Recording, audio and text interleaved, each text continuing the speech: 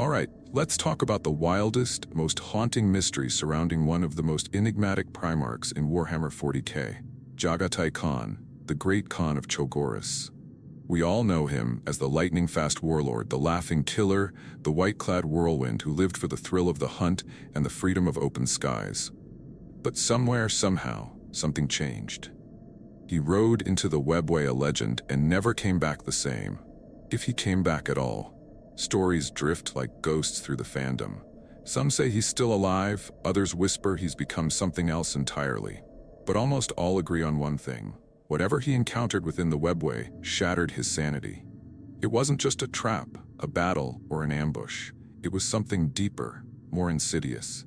A tearing of the soul, a violation of the mind. And the question that haunts us all to this day is simple. What did Jaghatai Khan see in the Webway that broke him? Before we can even begin to grasp what might have broken Jaghatai Khan inside the Webway, we need to remember who he was before everything shattered. Not just in the records of the Imperium, but in the eyes of his brothers, his sons, and the fandom that still debates his legacy across forums and lore circles. Jaghatai wasn't a madman. He wasn't like Angron, tormented from the beginning. He wasn't Fulgrim, obsessed with perfection, nor was he as consumed by duty as Roboute or as distant and cold as Perturabo. If anything, Jaghatai Khan was the most alive of all the Primarchs, free, wild, unpredictable in the way nature is unpredictable. He was a storm with a smile. Born on the savage steppes of Cho'Garis, he learned early what it meant to live and die by the blade. But unlike many of his brothers, Khan didn't build empires out of domination. He built them out of motion.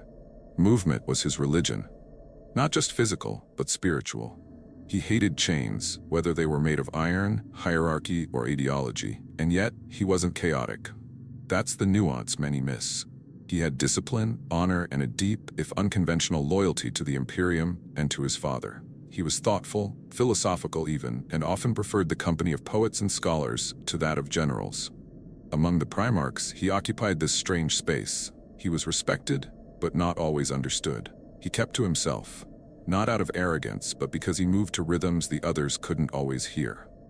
There's this line from one of the older stories. One of his own sons said, "The Khan sees a straight path where the rest of us see chaos." That always stuck with me. It paints a picture of a man who isn't lost in the whirlwind. He is the whirlwind. And yet, there's always been a tension there. A sense that Jaghatai was racing not towards something, but away from something he couldn't quite name. This is why his fall into madness hits differently. He wasn't fragile. He wasn't unstable. If anything, he had one of the strongest senses of self among the Primarchs. He knew who he was.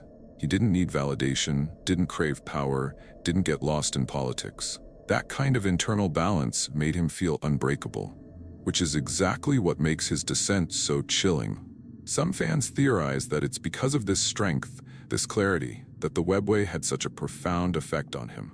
Imagine having a perfect compass, always pointing true, and suddenly you step into a place where every direction is a lie. A realm where motion doesn't obey time, where cause and effect get twisted, where even your thoughts echo back at you in languages you never learned.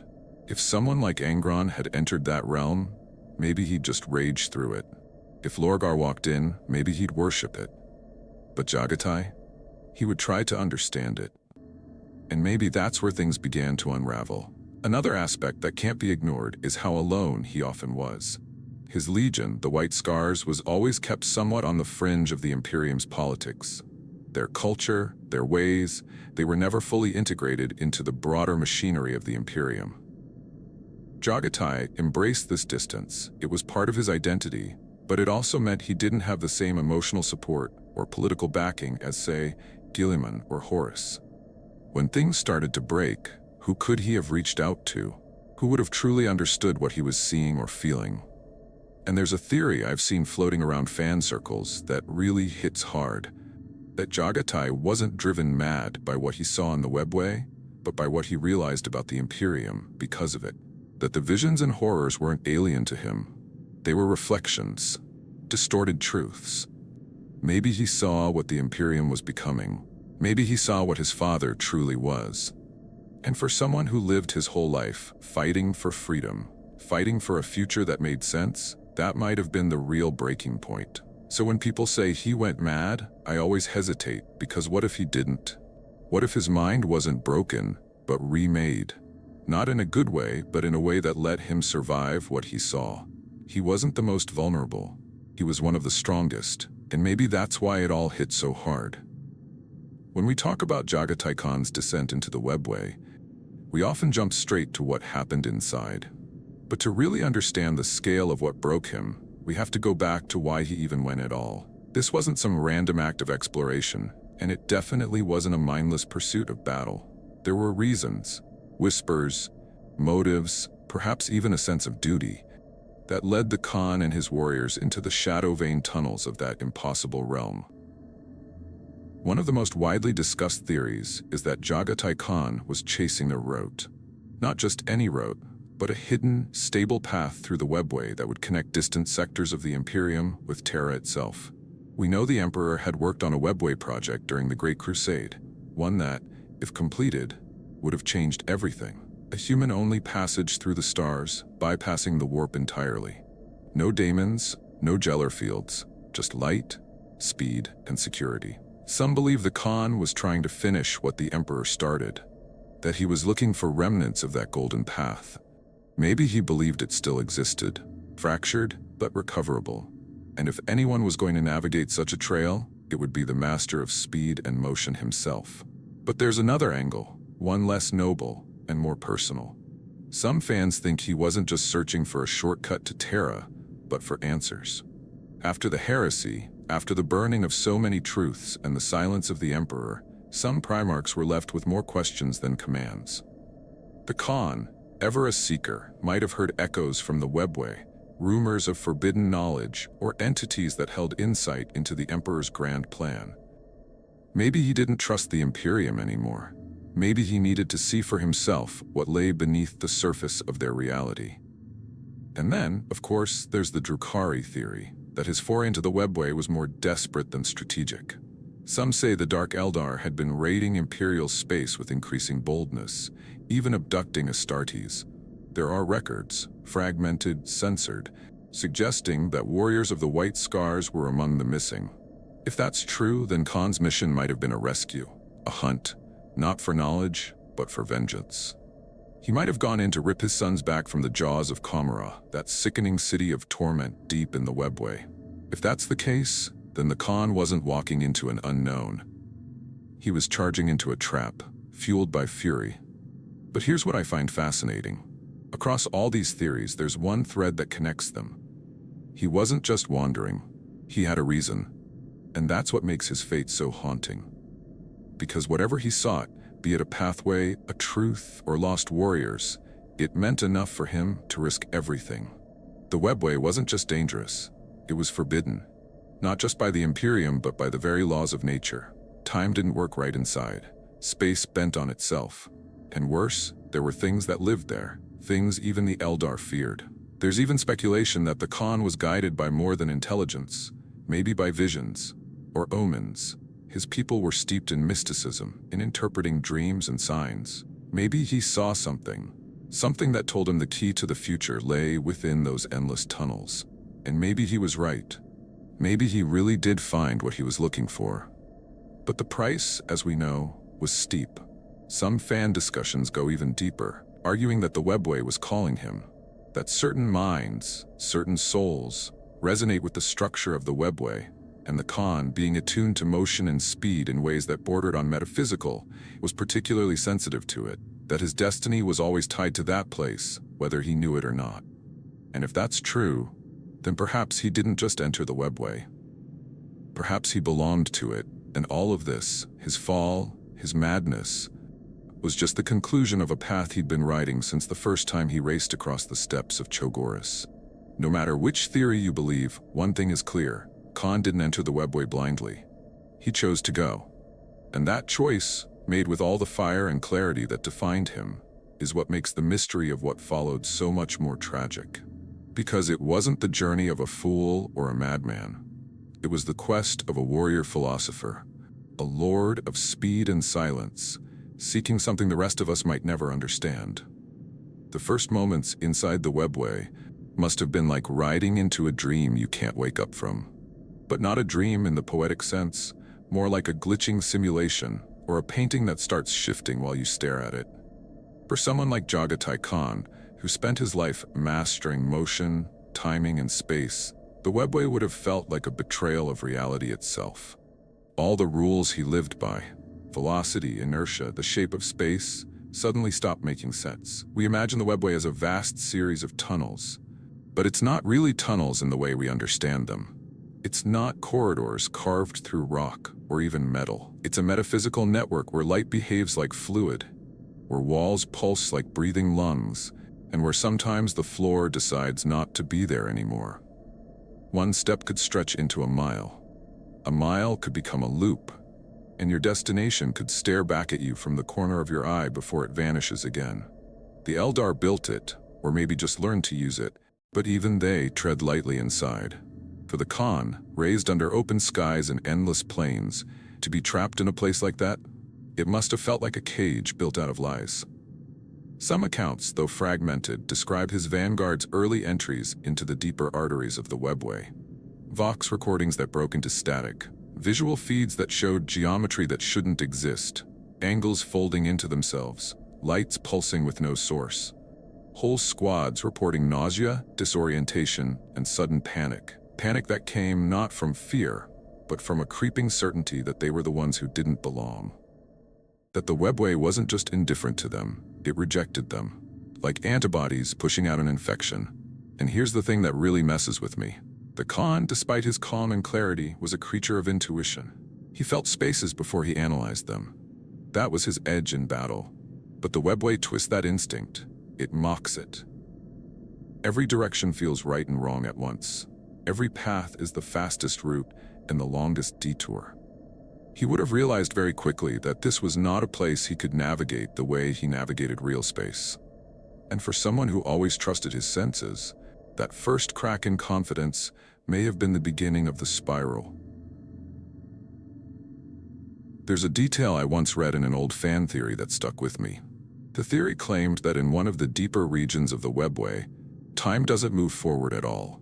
It just loops a few seconds over and over, but slightly altered each time, like watching the same conversation repeat with minor changes in the words or facial expressions. Imagine being stuck in that for what feels like weeks, watching your own actions rewind and replay until you're not sure which version of yourself is real anymore. It's the kind of thing that would unmoor even a lesser man. For the Khan, with his deep sense of self and motion, it might have felt like a personal obliteration. And then there's the sound. Some survivors from unrelated Webway incidents have spoken of it. Not voices, not noise, vibrations, pulses in the walls, tremors in the bones, frequencies that seem to call to something deep inside your skull. What if the Khan heard that? What if those pulses began to sync with his thoughts, mimicking his heartbeat, then altering it, bending his mind to a new rhythm? That's not just disorientation. That's reprogramming.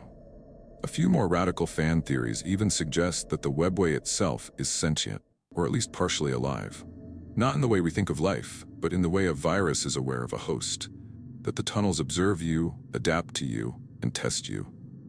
Maybe the Khan, with his unique psyche, triggered something ancient, something that hadn't stirred in eons, something that noticed him and began to play. What's important here isn't just the horror, it's the subtlety of it. The Webway didn't attack him with teeth or fire. It didn't overwhelm him with bloodshed. It broke him softly, through suggestion, through impossibility, through the sheer weight of a reality that contradicted everything he believed in. And the worst part? He would have understood what was happening. That's the tragedy. He saw it, felt it, grasped it, and still couldn't stop it. So when we ask what he first encountered in the Webway, it wasn't a monster or a trap. It was the wrongness itself, the unnatural, whispering distortion of everything he trusted. And in that first contact, maybe he realized that this wasn't just a place he'd have to fight through. It was a place that would fight him. Not with blades, but with meaning, with logic, with identity, and he'd already begun to lose. There's a moment, somewhere in every story about Jaghatai Khan's disappearance, where the narrative stops being about the tunnels themselves and starts being about what lives in them. And I don't just mean Drukhari slavers or degenerate warbands hiding in the shadows. I'm talking about the things between the layers. The stuff that isn't quite warp and isn't quite real space either. Things that weren't supposed to be seen, maybe even things that were never meant to be understood. That's the moment where his journey changes from a strategic mission to something cosmic and deeply personal. Because inside the Webway, there are doors that don't open unless you see them. And Jaghatai Khan, with his speed, his vision, his restless soul, might have glimpsed one of those doors. And behind it, that's where the real questions begin. There's a persistent fan theory that Khan encountered a remnant of the old ones. Not the physical architects themselves, but echoes. Semi-conscious programs or psychic anomalies left behind by their civilization. Some fans describe them as guardian protocols, others as ghosts. These remnants would be incomprehensible to most humans, but to a Primarch? Maybe he could interpret them, or worse, be interpreted by them. Imagine being read like an open book by a being so ancient that even the Eldar treat it like myth. Imagine it reflecting your own memories back at you, distorted through a lens that predates your species. But it doesn't stop there. There's speculation about the Webway being haunted by souls. Not human, not daemon, but something in between. Entities that have been severed from their origins by time and trauma. They don't move like living things. They don't speak. They just exist in a way that defies comprehension. Some of them were once Eldar, maybe before the fall. Maybe some were psychic constructs. Maybe some were fragments of gods, like pieces of Cain, scattered and half-aware. And maybe one of these entities reached out to the Khan, not out of malice, but because it was lonely. That's something I think about a lot. What if the thing he met wasn't trying to harm him? What if it was just there, and it saw him as someone who could finally see it back? That's a different kind of horror. Not violence, but intimacy with something utterly alien. Something that starts to make its home inside your thoughts. Something that doesn't attack, but invites. Then there's the darker theory, one that links the Khan's descent with a more horrifying encounter. A shard of Slanesh, perhaps, or an echo of the fall itself. Not the god in full, but a parasitic reflection. A memory of desire, ecstasy, and agony so intense that it burned its way into the fabric of the Webway. There's a line in one of the more obscure apocryphal texts that describes a mirror of pain suspended in light, hidden deep in one of the Webway nodes. It shows you what you want most, and what you fear becoming. That's the kind of thing that could break anyone. But what would Jaghatai Khan see in a mirror like that? His brothers dying? His sons turning on each other? Or maybe himself, as a tyrant, leashed and crowned, the very thing he spent his life resisting. Some believe the Khan might have encountered the spectral remnants of the Eldar gods themselves, perhaps even Isha, or what little remains of Segarak. Not directly, but as fragments, flickering presences that move through the edges of his perception. If so, it's possible he saw not just the past of another race, but its end. The collapse of a once great empire into decadence, cruelty, and soul death. A fate he might have recognized in the Imperium itself. And that realization, seeing that your empire is walking the same road as the one whose tomb you now wander, can do more damage than any weapon. Another possibility? The things he saw weren't remnants or gods, but future echoes. The Webway isn't bound by time the way we are. Some believe it can show you what will be or what could be, depending on the turn of your path. Perhaps Khan saw futures where the Imperium falls, where his legion is erased, where chaos wins. Or maybe worse, he saw futures where everything continues but hollowed, where nothing changes, where all the sacrifice meant nothing. It's easy to imagine all this and think, of course that would break someone. But Khan wasn't just anyone. He was a Primarch, which is why the fan theories keep circling back to this idea. He didn't just see one thing, he saw everything, at once. Not as a linear vision, but as a storm of truths crashing down on his mind. Every path, every consequence, every forgotten god and dying star, all screaming for recognition. That's not madness. That's too much clarity. Whatever it was that he saw, it wasn't content to remain in the background. It pressed into him, became part of him. And maybe that's the most terrifying thought of all, that the Khan didn't just witness something monstrous. He came back with it, buried in the corners of his mind, always whispering, always watching. And over time, it changed how he moved, how he thought. Not because it wanted to destroy him, but because it needed a rider. It's easy to imagine the Webway as just some twisted labyrinth full of monsters and traps, but that's not what truly breaks a soul. It's not the battles or the bloodshed, it's the silence, the suspension, the sheer wrongness of being in a place that defies every law you've ever trusted. The kind of place where the edges of your mind start to fray just from existing there. For a mortal, it would be quick. Disorientation, terror, collapse. But for a Primarch, for someone like Jaghatai Khan, the process is slower, more tragic. Because his mind doesn't snap like a twig. It peels, layer by layer, under the pressure of a place that refuses to follow any of the rules that shaped him. The psychological toll of the Webway isn't just madness in the traditional sense. It's erosion. Not the thunderous madness of Angron or the ecstatic corruption of Fulgrim, but something more insidious. A creeping unraveling. You start forgetting why you came. Then you forget how long you've been there. Then you start asking if you were ever there at all. Time in the Webway doesn't flow, it coils. And if your thoughts are shaped by linear progression, by cause and effect, by consequence, that framework starts to break down. And when it does, so do you. There's a theory that Khan began to experience a kind of psychic fragmentation, splinters of his consciousness breaking off and existing independently within the labyrinth. Like mental after-images echoing in every tunnel he passed through. Some fans even suggest that parts of him are still wandering those halls, endlessly repeating actions, asking questions, trying to finish whatever task he set out to complete. Meanwhile, the core of who he was, the center, was forced to carry the weight of all those broken reflections.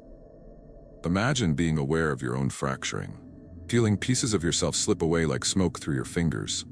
That's not insanity. That's grief. Others think that the Webway didn't just twist time. It twisted identity, that Jaghatai started to experience bleed-throughs from alternate versions of himself. Different choices, different realities. In one version, maybe he never left Chogoris. In another, he sided with Horus. In yet another, he died before the crusade even began. And the worst part? Each echo felt real. Each version bled into the next until the line between memory and possibility disappeared. How do you hold on to your core when you've seen 10,000 other yous looking back at you from behind the walls? Even more disturbing are the accounts, purely speculative but haunting, that describe a form of forced reflection. That the Webway, or something inside it, made him witness himself. Not the warrior, not the Primarch, but the man underneath. All the suppressed anger, the unresolved guilt, the loneliness he carried beneath his wind-laughing bravado. Jaghatai was never as carefree as he seemed. He was always running from the throne, from the burden of his brothers, from the chains he saw tightening around the Imperium. Maybe the Webway didn't introduce madness, maybe it just amplified the cracks that were already there. And here's a fan theory I can't shake, that his psychic link to the Emperor, already damaged after the heresy, began to fail completely inside the Webway. That small, steady voice, whatever echo of his father still tethered him, fell silent. And in that silence, something else began to speak, not with words but with impressions, with suggestions, with images that bled into dreams until he couldn't tell whether he was still awake. Think about that. Jaghatai Khan, a being of will and independence, slowly becoming a vessel for thoughts that weren't his. Not commands, not corruption, just presence, watching, waiting, wearing him down. It wasn't a possession. It was worse. It was displacement. Like his mind was a great library and the books started moving themselves. Chapters rewriting, pages vanishing, and every time he tried to remember who he was, there was just enough left to torment him. Just enough to remind him of everything he'd lost. So many fans argue over whether the Khan went mad. But what if madness isn't the right word? What if he just stopped being one person? What if he became many, each one trapped in a different corridor of the Webway, reliving a different version of his life, none of them whole? That would explain why he never returned, or if he did return, why he wasn't the same. There's a sadness to it all that hits deeper than just another lost Primarch story. This wasn't someone brought down by hubris or betrayal. This was a man who walked into the unknown, not because he sought power or glory, but because he believed in something. Freedom, maybe, or clarity. And the very place he thought might hold answers didn't just fail him. It unmade him. Quietly, slowly, completely. There's something uniquely terrifying about the idea of being trapped in a loop. Not imprisoned in chains or held down by force, but moving endlessly, going forward, yet never arriving. A place where time folds in on itself and mocks you with familiarity. And when you start thinking about Jaghatai Khan and what the Webway did to him, this theory that he was caught in a temporal loop feels too fitting to ignore. Some fans believe he's still riding, that he never stopped, that every time he reaches the end of a tunnel, the beginning resets just slightly different. 1 degree off, a new flicker of light, a new echo of his voice, and he charges forward again, thinking this time will be the last. But it never is. And that's not a dramatic battle or a heroic standoff. That's slow death. That's watching your sense of self wear down with every failed iteration. Time in the Webway doesn't behave like time in real space. It never has. Even the Eldar who built and manipulated it have to work carefully within its folds, mapping routes like surgeons navigating nerves. For someone like Khan, who trusted movement as instinct, this would have been devastating. His greatest strength, his flow, his velocity, his momentum, becomes meaningless when the destination is always just out of reach. Imagine knowing you've already made this turn, fought this skirmish, spoken these words, maybe hundreds of times, maybe more, and each time something's off. You don't quite remember how it ended last time, but your body does. Your muscles tense half a second before a trap springs. Your eyes flinch from a corridor that looks normal but isn't. There's no rest. No progress, just constant movement with no reward. And then there's the silence, not the peaceful kind, but the oppressive kind. The type that fills a space too completely until your own thoughts sound foreign. Khan wasn't made for stillness. He was a creature of motion and rhythm. Even in contemplation, he rode his thoughts like a steed across the horizon. But in the Webway, the silence isn't calm. It's endless, like being buried in velvet, unable to breathe, unable to scream. And over time, that kind of silence isn't empty. It starts answering you, or worse, echoing what you're afraid to think. Some fans suggest that the temporal loop he's caught in isn't a trap, but a test.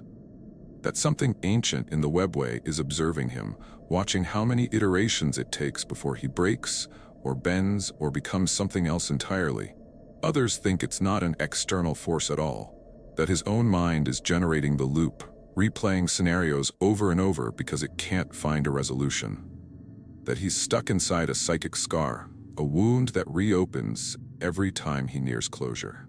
And then there's the loneliest idea of all, that he knows he's looping, that he remembers every cycle, that every time he reaches the same turning point, he stops for a moment, hoping it's different, hoping maybe this time it will end, but it never does. So he rides again, not out of hope, but because stopping would mean surrendering. And that's not in his nature. This theory feeds into a growing corner of the fandom that sees Khan not as a missing warrior, but as a witness. Not dead, not gone, but endlessly moving through the arteries of an ancient machine, too far from us to reach, but not yet so far that he's lost completely. Some say he appears in visions, fleeting, half-formed. A flash of white armor on the edge of a battlefield. A strange rider seen in a forgotten labyrinth of Kamara. A whisper through the new sphere of Mechanicus ruins, like tireless hooves echoing through stone. These aren't just hopeful sightings. They feel more like bleed-through, like echoes of something still in motion, caught between moments, crashing through the seams of reality. And if that's true, if he really is still out there, then what does that say about what he's become? Because here's the part that really hits. Even if he's still conscious, even if he remembers who he was, what happens to someone who rides alone for thousands of years, with no rest, no company, and no end? Who do you talk to when the only voice is your own? And how long before that voice becomes a stranger? Some believe he's become something else entirely. Not human, not daemon, but a kind of living paradox, a temporal anomaly with a will, a memory, a mission that's long since lost its context. Others think he's found a way to ride the loop, to turn it into armor, to use it. That every cycle makes him stronger, smarter, more in tune with the Webway's rhythm. Maybe he's not trapped. Maybe he's training, waiting for the exact moment when he can ride free, not for himself, but for something greater. But me? I think the tragedy is simpler. I think he's tired. I think he keeps going because stopping means admitting that there's no escape. And for someone who lived his whole life running toward freedom, that's the one truth he'll never let himself believe. So he rides on, through the loop, through the silence, through the same corridors and mistakes and memories, hoping that the next turn might be the last. There's a kind of fear that doesn't scream. It doesn't lunge at you with claws or teeth. It follows, quiet, relentless. And over time, it stops feeling like something outside you. It becomes a shadow stitched to your heels, a memory that starts whispering in your own voice. That's what I think happened to Jaghatai Khan. Whatever broke him in the Webway, it didn't strike him down. It chased him. Some say it was a daemon, not in the classic sense, a horned, cackling beast of the warp, but something more abstract. A presence, a watcher, maybe even a fragment of Slanesh, or one of the never-born spawned in the aftermath of the Eldar's fall. But if it was a daemon, it wasn't hunting him like prey. It was mirroring him, tracking his movements through the tunnels, appearing ahead of him, behind him, inside him. Not to kill, but to reveal. Imagine riding endlessly, only to find that every turn brings you face to face with your own regrets, and those regrets stare back, wearing your armor. Other fans think what followed him wasn't a being at all, but a vision, burned into his consciousness from whatever he saw in the Webway's heart, a psychic echo, something that attached to his soul like a parasite, feeding on memory and identity. Over time, that vision might have taken shape. It might have grown, and not into a monster, but into a symbol.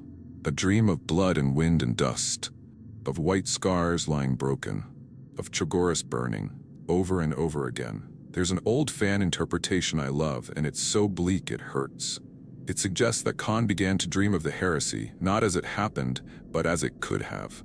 Every choice he made, every battle he fought, twisted and remade into failure. He dreams of siding with Horus, of killing Vulcan, of watching Terra fall, not to chaos but to him. And when he wakes for a moment, just a breath, he doesn't know which version is real. Those are the kinds of dreams that leave scars. Some think it goes even deeper, that what haunts him isn't what he did, but what he didn't do. He wasn't there at the siege of Terra.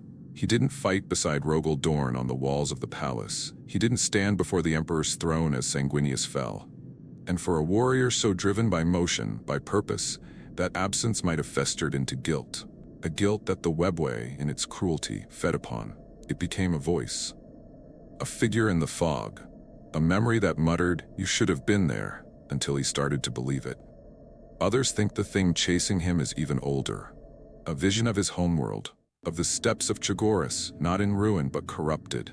Cities built where there should be sky, roads paved over sacred ground, the thunder of hooves replaced with the thrum of Mechanicus engines. And he sees himself there, not as protector, but as conqueror. The very chains he fought to defy, now forged by his own hands. That's what betrayal looks like when it comes from within. And maybe it wasn't just dreams. Maybe the Webway gave form to these fears. It has that power, to manifest thoughts, to shape corridors and figures and voices from the contents of your own soul. So Khan might have found himself hunted by reflections, versions of himself, corrupted, cruel, broken, or by his son's eyes empty, weapons raised, not because they hated him, but because they no longer knew him. One of the most chilling fan theories I've read claims that he began to see a rider, a white-clad figure in the distance, always ahead, always vanishing before he could catch it. At first he thought it was a trick, a trap, but over time he began to suspect the truth, that the rider was him, or rather a version of him that never entered the Webway, a version that stayed on Chogoris, led the scars, stood at Terra, lived free. And the Khan we know, the one who vanished, was chasing a life he gave up. That rider is hope, memory, regret, and it always rides faster. So what was hunting him?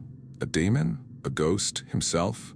Maybe it doesn't matter. Maybe the real horror is that he couldn't escape it. That even when he ran at full speed, deeper into the tunnels, screaming through broken time and twisted space, it kept pace. Because it wasn't a creature. It was truth. And no matter how fast you ride, truth always catches up. By the end of it, if there even is an end, Jaghatai Khan is no longer the man we knew. Or maybe it's more accurate to say he's no longer just that man. Whatever remains of the Khan inside the Webway, it's not a Primarch in the traditional sense anymore. He's become something else. Not quite a ghost, not quite a god, and certainly not the charismatic warlord who once led the white scars across the stars.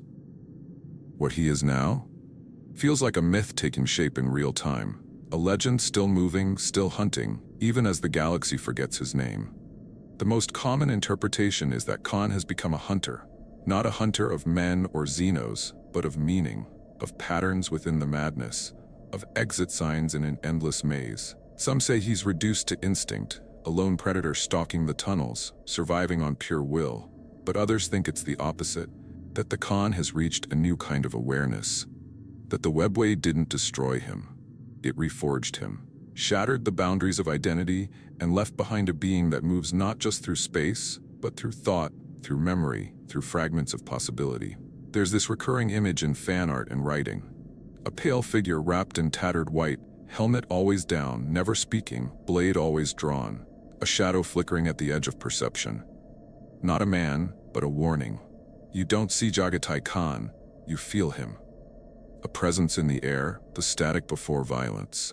That feels right, honestly, because if he did survive, it's unlikely he remained whole. Not in the sense we understand. Too much time, too many fractures, too many realities stacked on top of each other. He's probably forgotten what his voice sounds like. And yet, there's something beautiful about that image too, because it means he's still in motion, still running, not away from fear or pain, but toward clarity, toward something. That's always been his nature. Unlike his brothers, Khan was never obsessed with control, or legacy, or even justice. He was driven by motion, by freedom. And now that freedom has taken him beyond the limits of what we call human. There's a lot of discussion comparing Khan's fate to that of Corvus Corax, and I think it's a really compelling parallel. Corax also vanished, also went into the unknown, also transformed into something shadowed and half understood. But while Corax descended into the warp and became an avatar of vengeance, a living ghost of grief, Khan's transformation feels more untethered. Corax chose his exile. Khan was taken, or maybe tempted. Either way, their paths diverge not just in setting, but in intent. Corax is vengeance, a blade in the dark still tied to the pain of the heresy. But Khan is drift. He's not a weapon anymore, he's a current. He might still carry a blade, still ride with fury, but it's no longer about war. It's about movement, about going deeper, further, faster than anything else in existence. Some say he became a creature of pure inertia, something the Webway itself can't trap anymore, because he's part of it now. There's one fan theory I can't shake. It says that Khan didn't just transform into something new, he left pieces of himself behind to guide others. Echoes. Projections. You'll find whispers in the noosphere, blurred shapes in the data tunnels of the Adeptus Mechanicus. A figure seen in the labyrinthine slums of Comora, freeing slaves and vanishing into the void. The Drukhari whisper about a white ghost who cuts apart their patrols and never takes a trophy. They call him the Pale Knife. Maybe that's Khan. Maybe that's all that's left of him. Some fans go even further, suggesting he's become something more than a man but less than a Primarch. That the burden of identity is gone, and all that remains is purpose. No voice, no name, just a storm that passes through the Webway at impossible speed, correcting what he can, avenging what he must, and never stopping long enough to explain. He's no longer tied to the Imperium or even to the memory of it. He's a relic of a different age, wearing the armor of a lost time. But I think what haunts me most is the idea that this transformation wasn't forced, it was chosen. That after all the chaos and madness and horror, Khan accepted it, embraced the dissolution of self, not as a defeat, but as the only way to keep going. To let go of being a Primarch, a general, a son, and become something faster than history, faster than memory, faster than pain. And maybe that's the saddest part. Because if he has become something greater, something unbound, it means we may never get him back. Not as he was, not as Jaghatai, just echoes, whispers, and the sound of a blade slicing the wind somewhere far beyond the reach of time.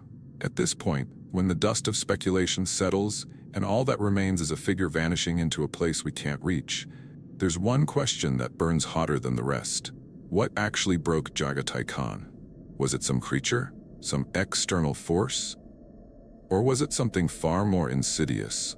Something already within him, just waiting for the right pressure point to crack the surface? The most straightforward theory is that it was a being, a specific entity, ancient and impossible, that dwells in the deepest chambers of the Webway. Some fans point to remnants of the Eldar gods, shattered pieces of once great psychic titans that still dream inside the labyrinth.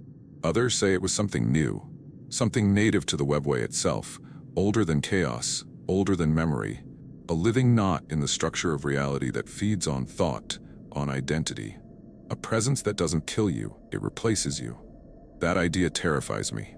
That maybe Khan isn't gone because he vanished, but because he was rewritten. A perfect forgery built out of regret and myth. Then there's the theory that it wasn't a creature at all, but the Webway itself. Not metaphorically, but literally. That the structure of the Webway is inherently hostile to sentient minds. Not through aggression, but through incompatibility. The same way a virus doesn't intend harm, it simply is. And that's enough to destroy what it touches. The Webway is a place where time doesn't matter, where space doesn't obey the rules, where thought can loop and fragment. To exist there without the psychic protections of the Eldar or the constant psychic conditioning of the Emperor's will might be like stepping into a realm made of unfiltered logic and contradiction. Maybe Khan was never meant to survive it, and the fact that he lasted as long as he did only speaks to how stubborn his soul was. A lot of fans bring up the chaos theory, of course, that what broke him was a subtle trap left by Slaanesh or one of the other ruinous powers. The timing fits, after the heresy, after the Emperor's fall, with the galaxy reeling and the veil between warp and materium thinner than ever. There's talk of bait, a beacon of psychic energy, a false echo of lost warriors, or a hidden passage to Terra, planted like a lure to draw in someone as noble, as curious, as pure as Khan, because that's what makes him such an appealing target, right? He's not corrupted, he's not power-hungry, he's clean. Breaking someone like that would be a triumph for the gods of chaos, and they do it not with fire, but with hope, with promises. Some even go further and say that Khan didn't fall into a trap by accident, that he was the target, that one of the ruinous powers saw him as a threat and shaped the Webway itself into a snare. Not to kill him, but to transform him, or to study him, or maybe to keep him contained. A Primarch in stasis, a god of motion bound in a realm where motion is meaningless. An eternal joke. That's how chaos operates, through irony, through inversion. So what better fate for the great Khan than to ride forever and never leave? Then there's the theory I find the most heartbreaking. That it wasn't anything external that broke him. That it was an idea. A moment of clarity so sharp it shattered the man holding it. Maybe he saw something in the Webway. A vision of the future. A flicker of the Imperium's ultimate fate. Something so terrible, so true, that it crushed his ability to go on. Think about it. A Primarch devoted to motion and purpose, suddenly seeing that all his riding, all his war, all his loyalty leads to nothing. Not just his failure, but the failure of everything. A dying emperor on a throne of rot. A galaxy consumed by war without end. A brotherhood shattered beyond repair. And no victory. Just stagnation. There's even this one fan theory I read that suggested the Webway showed him his own legacy, but not through history books. Through the eyes of those who remembered him. Who told stories. Who rewrote the Khan as a footnote in someone else's saga. Who forgot him. And for someone who lived so fiercely, who fought so cleanly, the idea of being erased might have hit harder than death itself. Other fans think it was guilt. Not the sudden kind, but the long, creeping guilt of abandonment, of leaving his sons to carry on without him, of never coming back. Maybe he didn't mean to leave, but the longer he stayed, the harder it became to return. The shame built on itself, and soon it wasn't about being lost anymore. It was about being unworthy to come home. And then there's the theory that it wasn't just one thing, that the Webway is a crucible. It doesn't break you all at once. It wears you down with everything. Every fear, every ghost, every doubt, one by one. Maybe Khan could have handled the first horror, and the second, and the third. But eventually, even he had a limit. A point where his mind, stretched across too many possibilities, began to unravel. And what stepped out the other side, if anything did, wasn't him. Not fully. I don't think we'll ever get a definitive answer. Maybe that's the point. Maybe his mystery is the message. That even the strongest minds can be broken, not by violence, but by questions. That understanding too much, seeing too far, can cost you more than your life. It can cost you yourself. The question isn't just what broke Jaghatai Khan, it's why, after all these centuries, he never came back. And that, to me, might be the most painful mystery of them all. Because in a galaxy where even fallen gods claw their way back from the abyss, where daemons wear the faces of the past, and where Primarchs return from death and exile, the Khan's absence feels almost intentional. Not just a disappearance, a decision. So what keeps him in the Webway? The simplest theory is the cruelest. He can't leave. That whatever trap or loop or metaphysical knot he's tangled in has become too tight to escape. That he's been absorbed into the Webway's structure. His consciousness diffused, scattered like a data ghost in a dead machine. Maybe he's been stretched across timelines. Maybe he is the Webway now, in some fractured way. Still riding, but with no path leading out. But I don't buy that. Not completely. This is Jaghatai Khan we're talking about, the master of motion, the warlord who carved space itself like a blade through silk. If he truly wanted to return, I think he would have found a way. Which leads to the darker possibility that he chooses to stay away. And that's where the real weight of the tragedy starts to settle in. Some fans say it's shame, that somewhere deep in the Webway, Khan failed, not just tactically but spiritually, that he witnessed something, did something, or became something he can't reconcile with who he once was. And for a man who lived by a strict personal code, who was defined by integrity even more than loyalty, that might have been enough to exile himself. Not out of weakness, but out of belief. Out of the conviction that the Imperium no longer deserved him, or he no longer deserved it. There's a heartbreaking theory that he almost came back, that maybe he even reached the edge of real space, stood on the threshold of return and saw what the Imperium had become. The ecclesiarchy, the Inquisition, the endless, blind bureaucracy that strangled the dream of the Great Crusade, and he turned around. Not because he was afraid, but because he couldn't be part of it. He couldn't face his sons and tell them that all they fought for had become this. Others take it even further. They say that Jaghatai transcended, that whatever he went through in the Webway didn't just change him, it elevated him. He moved beyond Primarch, beyond man, became something like a living equation. Not divine, not warp-tainted, but aligned to a different kind of logic, a consciousness that rides the flow of time, untethered by flesh or matter. And if that's true, maybe he doesn't return because he no longer can speak our language. Not literally, but spiritually. He's not Jaghatai Khan anymore. He's what happens after Jaghatai Khan breaks and reforms. But there's another theory, a quieter one that doesn't rely on cosmic transformation or metaphysical traps. It says that he stays in the Webway because the truth he knows is too dangerous, that he saw something about the Emperor, about the future, about the nature of reality itself, and that knowledge must not leave the tunnels. Maybe he guards it, maybe he contains it.